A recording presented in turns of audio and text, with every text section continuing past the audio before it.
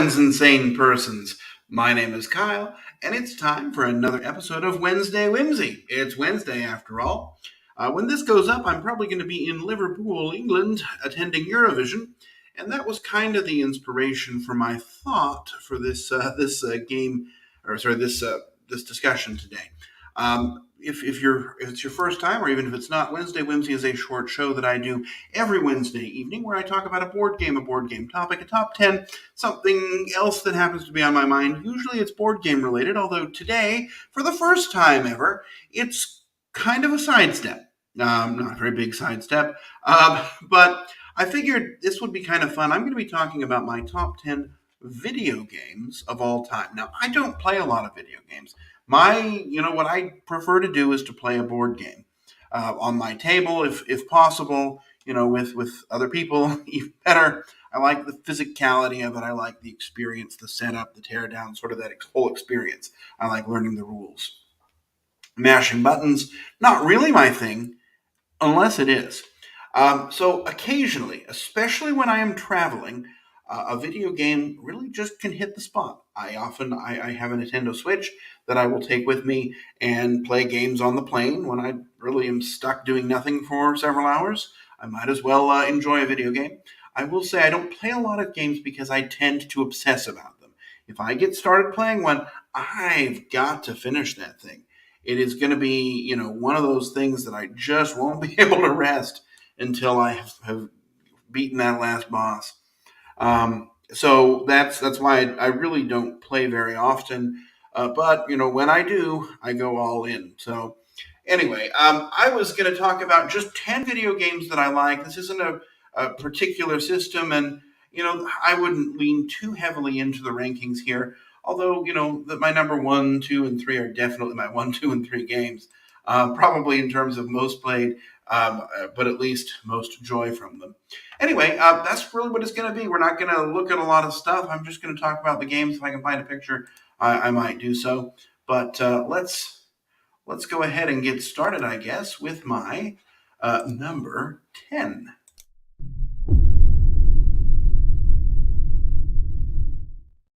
All right, so my number 10 is the first of 2 games on my list where it caused me to buy a video game system. This was a game I knew next to nothing about until a board game was coming out that was based upon an eventual sequel of this game.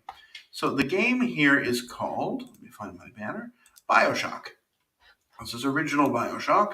I did play Bioshock Infinite. I started Bioshock 2, but never got very far. It was just a really fascinating game. Let me see if I can switch to the screen and at least show a picture, because it's better to show a picture than just me talking. So here we have Bioshock. And just kind of is what it is, right? You can see I'm really farming these from everywhere. So this is a game. It's one of those sort of first-person shooter type games, but you're going through this underwater world, and it's kind of like a failed Ayn Rand Atlas Shrugged type society. You're going through a place called Rapture.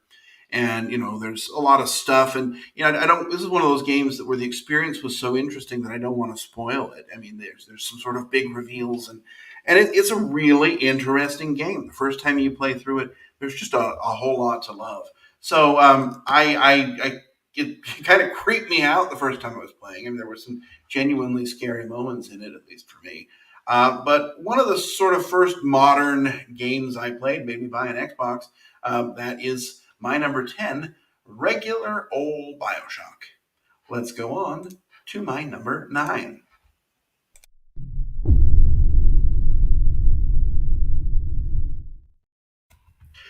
So my number 9 is kind of the most recent game on my list. I discovered this game a month or so ago when I was looking for something else. And this is the one that I ended up finding. I had some travels that I was doing. Oops, and I guess I'm showing. Well, let me go to my banner. The game is called Dead Cells. So Dead Cells is a very challenging game. in which you are some character, and there you go. You see a picture of Dead Cells. You're some character, and you're kind of going through and running through this dungeon, and there's a bunch of branching paths to these different levels you can go to. You're finding weapons, upgrading weapons, and ultimately you're trying to kill a boss. Now they recently came out. Well, recently, I mean, for me it was brand new, but they came out with some added on content where you could go through a Castlevania dungeon and sort of fight the bosses from that game or a couple of bosses from that game. There's a lot of reference to other video games in there, outfits from other games. A lot of things sort of lean in, but ultimately this game is just a very challenging game because you've only got one life, and if you die, you go all the way back to the start, and that can be incredibly frustrating. I have finished the game, on sort of the basic mode. I'm not sure I'm ready to challenge it on, the different. It goes up to 5+5 difficulty, and I'm not good enough at the game for that. But I really enjoy it. It's one that I can kind of just jump in and play. I can kind of do something, listen to an audiobook or something while I'm playing it, but it's really entertaining, and it just keeps me coming back for more. Every time I die, I'm ready for just one more run. Anyway, that is my number 9, Dead Cells. Let's go on to my number 8.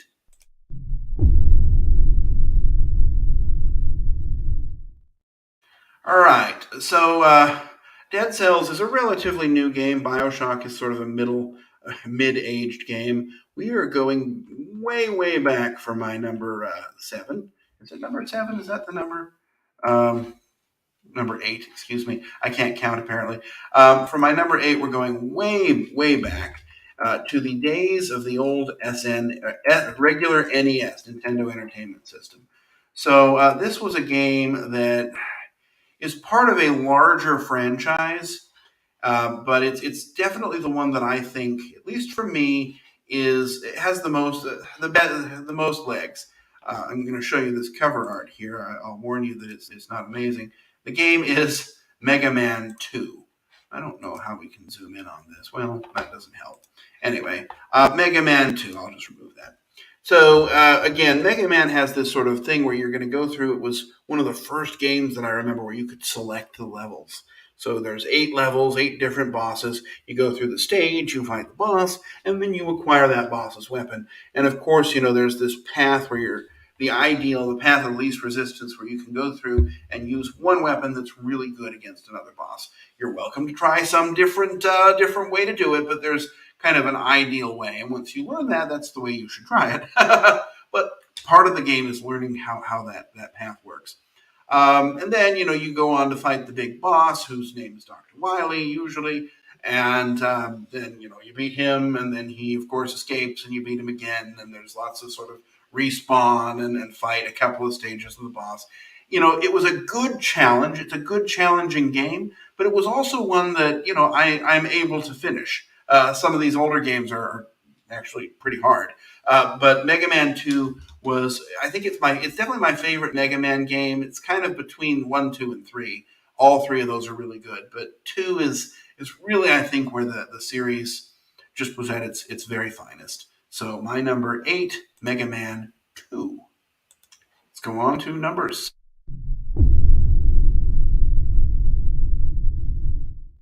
I might not show the pictures. I don't know that that's adding very much. So my number 7 is a very new game. It's a game I discovered last year. It's a game I bought a PlayStation 5 so I could play.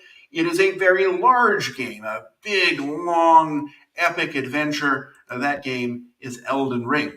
So Elden Ring is the latest in a series that's started with a game called Demon Souls and went through Dark Souls and some others. It's a game where you're really supposed, kind of like Dead Cells, in that you're supposed to die. You're going to die a lot. And each time you do, you're going to learn something a little bit more. You'll get a little bit better each time. You're also casually or gradually leveling yourself up, becoming bigger and better and stronger. And then you go and fight these big epic bosses. And the bosses are really the heart of the game. Everything else is kind of ho-hum. But when you get to the bosses, it was not ho-hum. But when you get to the bosses, it can be just really exhilarating. And sometimes, you fight this boss again and again and again, and you finally get to the point where you can beat her. Specifically, was one of those games that's particularly challenging. But when you finally are able to defeat this boss, it's just such a rush. And I like lots of the other games in this series too. But I think Elden Ring is really one that stands out, and it's probably the newest game on my list, but one that I played it all the way through 3 times last summer, and then I put it on pause, and then I got back into it earlier this year and played through it again. It's one that it just keeps giving. There's a lot to explore and see, and a lot to love. My number 7, Elden Ring. My number 6 is coming up next.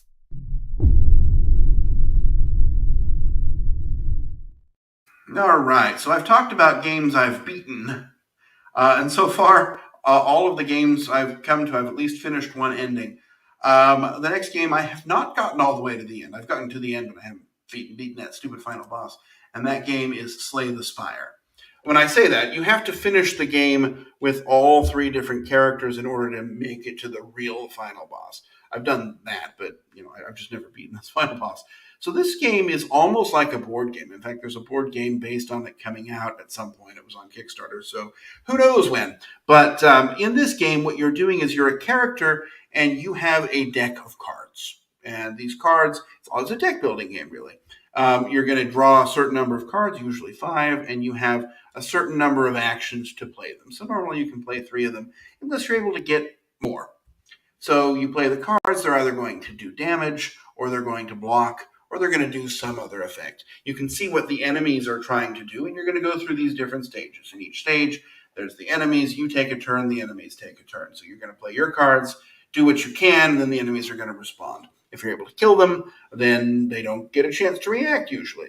And so you can kind of see, and the good thing, you can see what they're doing, so you can kind of plan for it. The characters are all different. They have different sort of abilities and different cards that'll come into their decks. So there's the 3 main characters, and there's a 4th one that you can get if you unlock the first 3. And ultimately, you're trying to beat all the bosses until you get to the big bad and defeat it. And between levels, you're always going to get a chance to get new cards into your deck. But then you end up with this bloated deck. I mean, it's just like a regular deck building game, but it's great to play. I have it on my Switch, so it's a good travel game. And it can be heartbreaking sometimes because if you die, you have to go all the way back to start again. No way to save your progress, which is unfortunate, but that's kind of the nature of this game. It's really good. My number 6, Slay the Spire.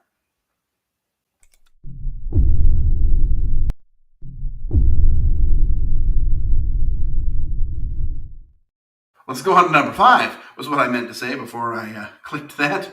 My number 5 is another older game, not as old as Mega Man, but this is a Super Nintendo game.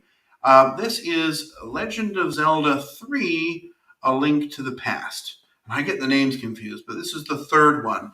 It was the first one that came out for the Super Nintendo. And although there have been many since then, this one really stands out as definitely one of the best. There's sort of the 3D world ones that started with the N64, and I like those, but I like them less. I prefer the ones with this top-down view, where the combat is relatively simple, and it's all about sort of going through, figuring out how things go. You're going to it's just one of those games where you get one thing that unlocks something else that unlocks something else. So, you're gradually progressing, but the story was good. The first time I played it, I was just blown away. You're trying to get the 3 pendants, and then when you get them, the world opens up, and you have to go and do more things. The game is not over when you achieve your initial goal. And okay, look, that's been done a million times now, but when I was much younger, that was a very compelling event for me. Anyway, it's a really good older game that just has so much staying power.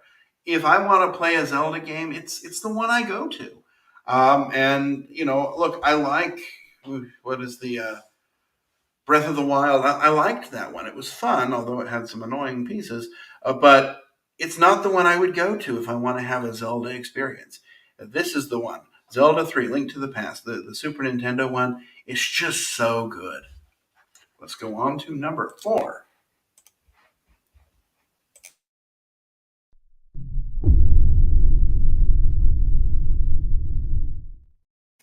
All right, my number 4 is also at this point an older game. It's not old, but it's another one of the. So we had, Zelda 3 is the best of the Zelda games. This one is, I think, the best of another big Nintendo franchise, and that is Super Mario Galaxy. This was one of the 3D World Mario ones, but it's just one that is so good. It just holds up. It's just challenging enough.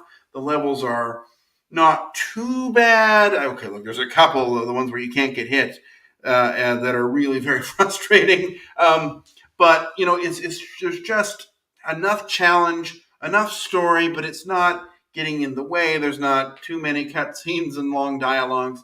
It's mostly go into this level, play around in it for a little while, go to the next one. It's the controls are good. Yeah. It was for the Wii. It was the big Mario release for the Wii, and then it was second part Mario Galaxy 2. But it's, I don't know, there's Mario Odyssey, which was for the Switch, which I also like, but that one feels like walk 3 spaces, get a reward. Walk 3 spaces, get a reward. Mario Galaxy was challenging, yet it felt pretty fair. I was able to finish it. I had a great time. It's just one that when I think of going back to a Mario game, this is kind of the one that I start to think about. Now, I might think of one of the 2D ones as well. I really like some of those. Mario World was another one I thought of putting on the Super Nintendo one. But ultimately, I went with Mario Galaxy. But most of the older Mario games are all pretty good and worth your time. Let's go on now to, we're getting really, really up there with my number 3.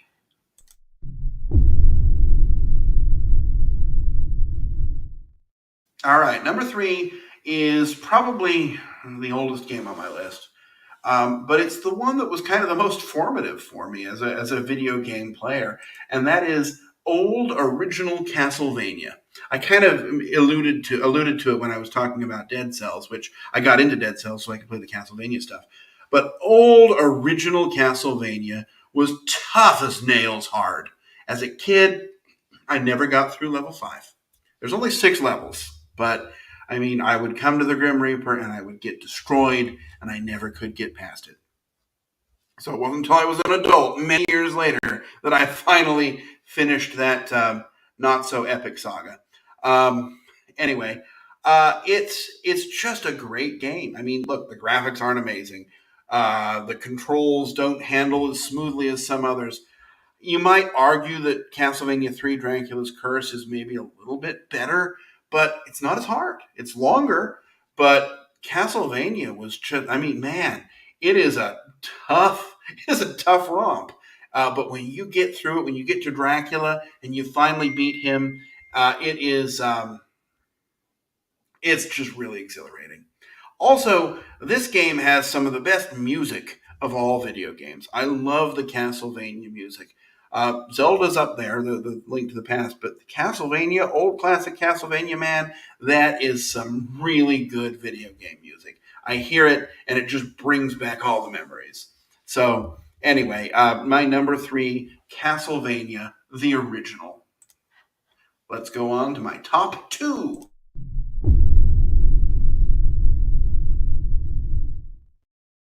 All right, my top 2 are both really challenging games, but they're the games that I go back to the most. And it's close between them, but I think I have them in the right order here. My number 2 is a game called Cuphead. Cuphead is a boss battling game where basically, I mentioned that with things like Elden Ring, it's all about these epic boss fights. Well, Cuphead is pretty much just the boss fights. There's 4 or 5 levels where you kind of run around and jump and shoot. But for the most part, you are fighting these bosses. And the amazing thing about them is that they're all this amazing old school hand-drawn artwork. They're just so charming. The music is just so perfectly timed and uplifting. And the bosses, they're all very challenging. But as with any good game, the more you play it, the better you will get, and the more you'll start to enjoy it. And also, I guess an advantage that Cuphead has is that because the whole level is the boss, you just open, you die, you just hit play again. You play again, and you just keep going. And it's one of those games that just keeps saying, just one more time. I really, really enjoy Cuphead. It recently came out with the Delicious Last Course DLC expansion, which just added a whole bunch of more fun and delightful, clever things. The world is so whimsical, the game is so adorable, but it is brutally hard and unforgiving, and I love it for that. I just really do enjoy Cuphead so much. It is the game, it's my travel game of choice. If I'm playing a game on the plane, it's likely Cuphead or Slay the Spire, to be honest. But it's just that it's something that keeps me going again and again. Number 2, Cuphead. Oops, that was not what I meant to push. Let's go on to my number 1 video game of all time.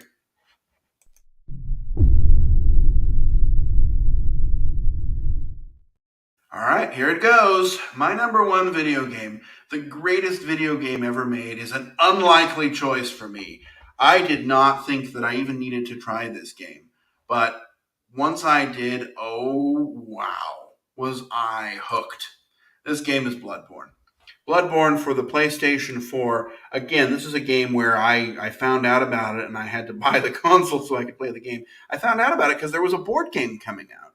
I knew nothing about this. It was my first game in that whole Dark Souls world where Elden Ring lives. And I didn't want to put more than one on this list, but I like Elden Ring a lot. But I like Bloodborne so much better. It is dark. It is sort of this Cthulhu mythos alternative, without being directly Cthulhu, but dark eldritch kind of a vibe to it. But you're going through this world where everyone is a monster and there is no rest, there is no respite. The only thing I don't like about it is the load times, but if you play it on the PlayStation 5, that helps reduce those. But man, this game just sings. The music is fantastic. I said Castlevania was some of the best music. This is right up there. I mean, look, Castlevania was the old sort of NES type of music, and this is more orchestral soundtracks. But oh man, the voice acting of the different characters when you'd come to a boss, and you have this moment with Father Gascoigne, and he like breathes out this misty breath, and beasts all over the shop. It's just I just love this game, and it is so challenging. I finished it. I finished all the way through the downloadable stuff, sort of the expansion. Got to that Orphan of Kos, which is one of the toughest boss fights I've ever experienced, and I kept doing it and kept doing it. When I got there, oh man, I mean, I just love this game. I think that there is so much to love about it. Look, no game is perfect, but this one is pretty darn close. It was the first one I played like I said, in that Dark Souls series, and it led me to play all the rest. But man, it is so. I talk about it and I want to play it. I've got the board game back there. Oh, you can kind of see it. Come on. Why can't I do this? It's right there where my finger is. That's Bloodborne board game. And as soon as I open that box, man, I want to get out the video game again. This is a game I will play through every year, probably for as long as I have the equipment to do so. My number 1 video game, just a fantastic one. Very challenging, very dark, very gory, but so very good. Anyway, there you have it. My top 10 video games. Again, I'm not going to do very many non-board game lists here. That's not what this program is about. But occasionally it's fun to kind of set the traditional board games and reviews and what I love and hate about those aside and talk about something else. And since I'm probably playing a video game right now while I'm traveling, it felt appropriate. Anyway, with that, I'm going to end our discussion here. I'm going to bid you safe travels and courage when you need it. And I will see you back another time, hopefully next week, for another episode of Wednesday Whimsy. Bye-bye.